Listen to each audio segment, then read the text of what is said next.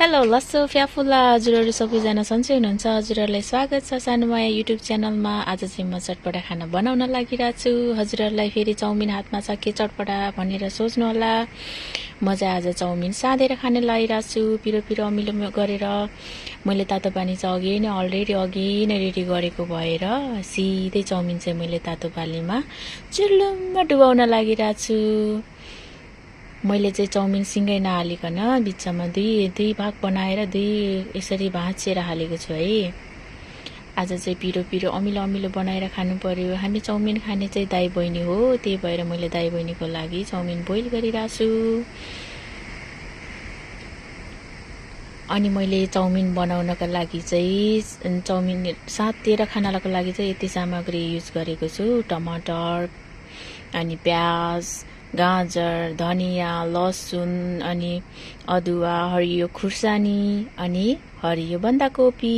यति सामग्री मैले साँधेर खानालाई रेडी गर्न लागिरहेको छु। अनि अब मैले प्याज कटिङ गर्न लागिरहेको छु। प्याज चाहिँ मैले यो सेपमा ठिक्क गरेर काटेको छु। हजुरहरूलाई जसरी जुन साइजमा जत्रो साइजमा र जुन हिसाबले काटेर हाले पनि हुन्छ। मैले चाहिँ यो हिसाबले काटेको छु। हजुरहरू पनि फ्री हुँदाखेरि चाउमिन साँधेर खानु एकदम यम्मी हुन्छ, एकदमै मिठो हुन्छ। मैले चाहिँ सबै सामग्रीहरू साँधेर खानको लागि के सामग्रीहरू चाहिन्छ सबै सामानहरूलाई मैले फटाफट काटेँ। मैले प्याज काटिसकेँ। अनि मैले चाहिँ गाह्रो चाहिँ थोरै मात्र युज गरेँ, मैले धेरै युज गरिनँ। सबै सामान मैले थोरै युज गरेँ, त्यस्तो विधि धेरै युज गरेन।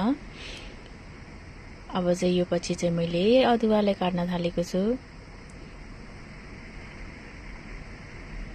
अदुवालाई पनि लाम्चो हिसाबले यसरी काटिने, धेरै मसिनो पनि नगर्ने, किनभने यो तेलमा फ्राई गर्नुपर्छ। यो चाहिँ काँक्रो काट्न लागिरहेको छु मैले। काँक्रो पनि मैले हामीले चटपटे खाने बेलामा चटपटेमा हाल्ने साइजमा काटेको छौँ। सानो टुक्रा चटपटे टुक्रा। सेम हामीले चटपटे बनाएर त्यो चटपटेमा जुन सामान हालेर खाइन्छौँ त्यही हिसाबले बनाएर खाइन्छौँ। ल हेर्नुहोस् त मेरो कटिङ कस्तो। अब मैले लसुन केलाउन लागिरहेको छु। लसुन पनि अघि अदुवा कसरी काटेँ त्यसरी नै काटिरहेको छु मैले।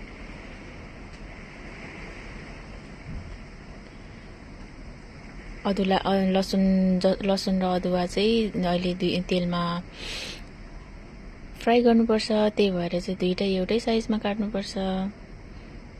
यो लसुन चाहिँ अलि झ्याउ हुन्छ नि अलिकति, अनि त्यही भएर मेरो चाउमिन पनि रेडी भयो। अनि मैले चिसो पानीमा चाहिँ चाउमिनलाई चाहिँ खलल पखालेँ। ल हेर्नुहोस् त चाउमिन कति मजाको भयो। चाउमिन पनि पाकेर रेडी भयो।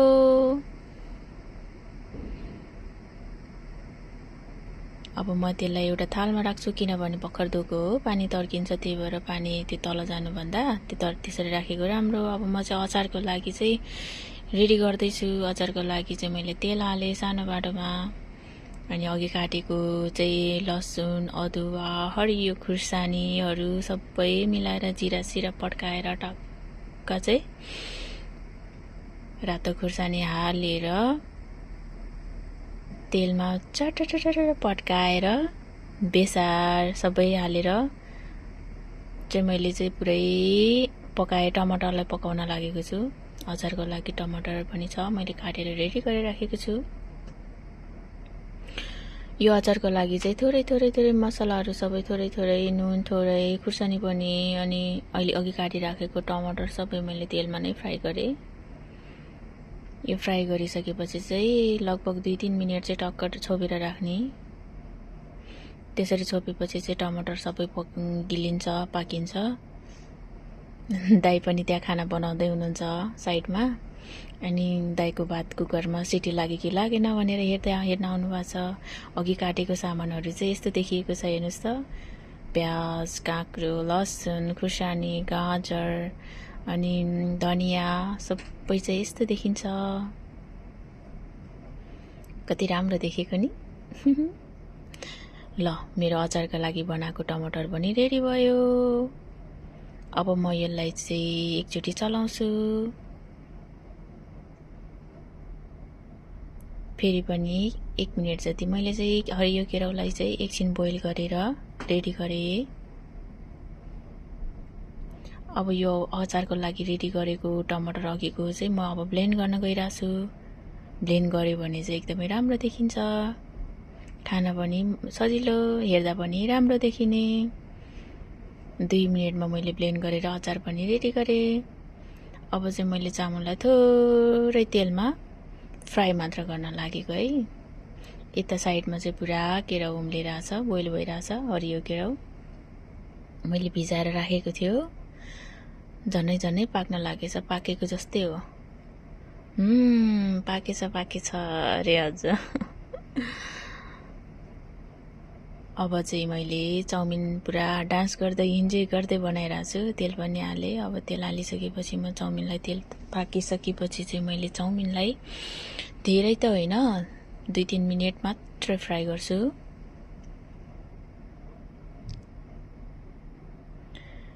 अघि मैले धुएर मजाले राखेको चाउमिनलाई चाहिँ तेलमा केही पनि नहाली मात्रै तेल हालेर चाहिँ एकछिन जस्तै 2-3 मिनेट मात्र फ्राई गर्छौँ।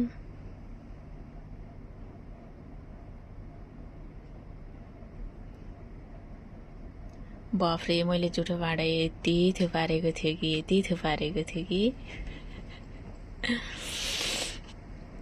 यसरी मैले चाहिँ 2-3 मिनेट चाउमिनलाई बोइल गर्छु। बोइल गर्ने होइन, सरी, म फ्राई गर्ने हो। अहिले चाहिँ क्यामेराम्यान चाहिँ मेरो दाइ हुनुहुन्छ, एकदम सपोर्टिभ। अहिले दाइले भिडियो खिचिराख्नु भएको छ। मैले चाहिँ तेलमा मात्र फ्राई गरिरहेको छु।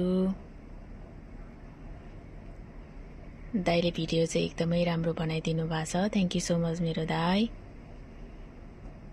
मैले जे गरिरहेछ सबै दाइले देखाइराख्नु भएको छ। म चाहिँ पुरा इन्जोय गरेर डान्स गरी बनाइरहेको छु।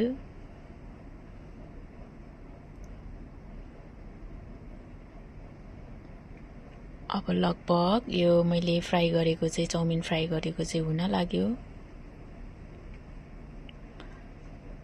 लगभग हुन लाग्यो भनेर मैले पुरै हातको इसारामा अघि ब्लेन्ड गरेको अचार बाँकी थियो, त्यही भएर मैले त्यो अचारलाई चाहिँ फेरि ब्लेन्ड गरेर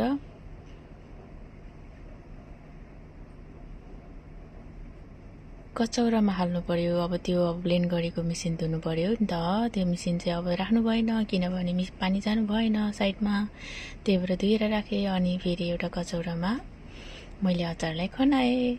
हेर्नुहोस् त अचार, ओहो लास्टै टेस्टी भएको थियो।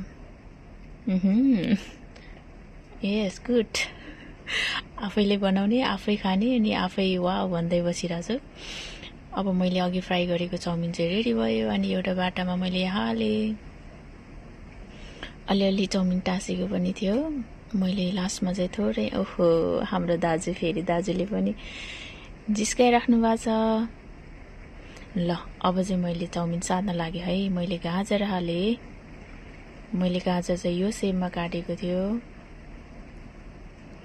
फर्स्टमा मैले गाजर हालेँ, त्यसपछि मैले के हाल्छ हेर्नुहोस् है, के हाल्छ जस्तो लाग्छ तपाईँहरूलाई। जुठो भाँडा त कति हो बाफ्रे। अब मैले काँक्रो हाल्दैछु, हरियो कति राम्रो देखेको। ल हेर्नुहोस् न, यो सेपमा काटेको छु काँक्रो। अब मैले काँक्रोमाथि फेरि त्यसरी नै छर्केर प्याज हाल्दैछु। अनि प्याज सँगसँगै अघि काटेको गाजर पनि फेरि त्यसरी नै छर्केर हाल्दैछु।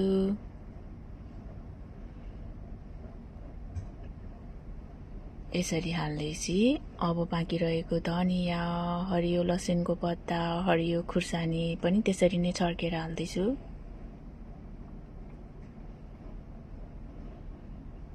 हजुरहरूलाई यो भिडियो हेर्दा कतिको खाउँ लागेको छ प्लिज कमेन्ट गरेर भन्नु है। आज मलाई चाहिँ यसरी खान मन लागेको थियो, त्यही भएर घरमा छुट्टी हुँदाखेरि यसरी खानु पर्यो भनेर यसरी सबै सामान यसरी रेडी गरेर साँधेर खान लागिरहेको छु। अनि अघि मैले रेडी गरेको बोइल केराउ पनि यसरी हालेँ चर्केर। अब चाहिँ मैले साध्नको लागि चाहिँ फेरि तेल तताएँ। तेलमा मैले थोरै मेथी पड्काएँ अनि थोरै बेसार हालेँ अनि थोरै मसला पनि हालेँ अनि हरियो खुर्सानी अनि अघि काटेको मैले लाम्चोमा काटेको प्याज र अदुवालाई पनि तेलमा फ्राई गरेँ। अनि मैले टिमुरको अचार, बिरे नुन अनि थोरै अजिना मटन अनि एउटा कागती पुरै निचोरेर निचोरी बल भएको बल्नी भयो निचोरी हालेको छु। अनि स्वादअनुसार नुन हालेको छु। तपाईँहरूले कति चर्को खानुहुन्छ। अनि मैले त्यो अघि सायद रेडी गरेको चाहिँ जानेको तेल चाहिँ झैँ हालेर अनि सबै दुइटै हाल्दै स्वाई पुरै मोलिरहेको छु। ल हेर्नुहोस् त कस्तो देख्यो, पुरै मोलिरहेको छु मैले दुईटा हाल्दै। अनि मैले प्लेटमा हाल्न लगाइरहेको छु। ल हेर्नुहोस् है त कस्तो देखिन्छ। ल साँधेको चाउमिन यही हो। खाँदा चाहिँ अब हेर्दाखेरि सादा देखे पनि खाँदा चाहिँ एकदम टेस्टी भएको थियो।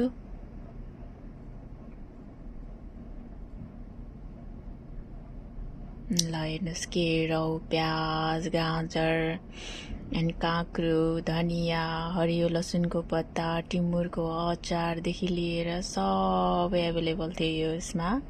अनि अघि बनाएको अचारलाई चाहिँ यसरी माथिबाट स्वार घुमाइ हाल्दाखेरि चाहिँ यो लुक्स देखेको थियो।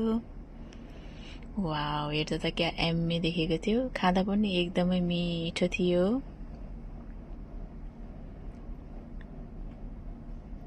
छैन त अनि यसो हेर्दाखेरि मिठो देखेको छैन र भन्नुहोस् है। अब हामी दाइ बहिनी चाहिँ खान लाग्यौँ। ल फर्स्ट बाइट तपाईँहरूलाई अनि मैले खाएँ ल भनी खाएको थियो। तर मैले भिडियो चाहिँ स्पिड गरेको भएर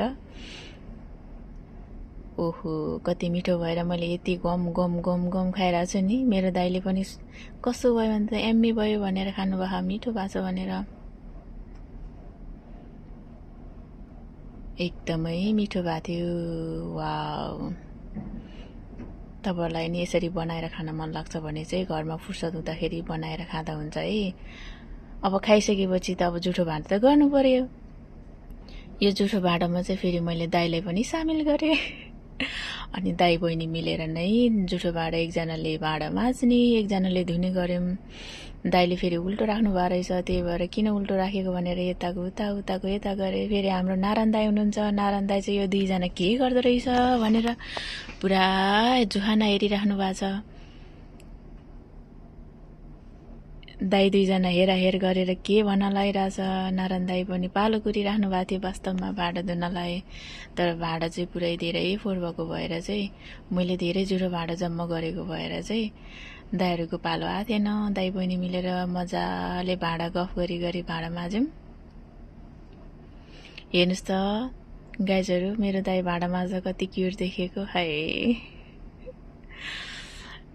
मेरो दाइ अलरेडी ह्यान्डसमै हुनुहुन्छ होइन। दाइ बहिनी मिलेर भाँडा माझौँ। भाँडा पनि थोरै भयो पो त, बाफरे। मेरो दाइले भाँडा माझ्दा यस्तो अनुहार सिरियस बनाएर भाँडा माझ्छ भनेर मलाई थाहा नै थिएन गाइज। हेर्नुहोस् त मेरो दाइको लुक अनुहार अझ बेला मस्किनु नि भएको छ। थ्याङ्क यू सो मच मेरो दाइ। भाँडा माझेर नि हेल्प गर्नुभयो, भिडियो बनाइदिन पनि हेल्प गर्नुभयो। तर बहिनीले दुःख गरेर खाना बनाएर त दिएको थियो नि त होइन। वाउ, यम्मी भनेर त खानुभएको थियो नि त। ओहो, दुईजनाको गफ अझै सकेको छैन। ल हेर्नुहोस् त दाइ बहिनी गफ गर्दै भाँडा धुइरहेछौँ। मेरो चाउमिन साँधेर खाएको टाइम चाहिँ यस्तो भयो गाइजहरू। हजुरहरूलाई कस्तो लाग्यो सानोमाया युट्युब च्यानलमा गएर हजुरहरूले लाइक सब्सक्राइब मैले चाहिँ भर्खर भिडियो हाल्न लागेको हो मेरो सानो च्यानलमा हजुरहरूले पनि सपोर्ट गरिदिनु होला लाइक गरिदिनु होला कमेन्ट गरिदिनु होला अनि फिडब्याक दिनु होला थ्याङ्क यू सो मच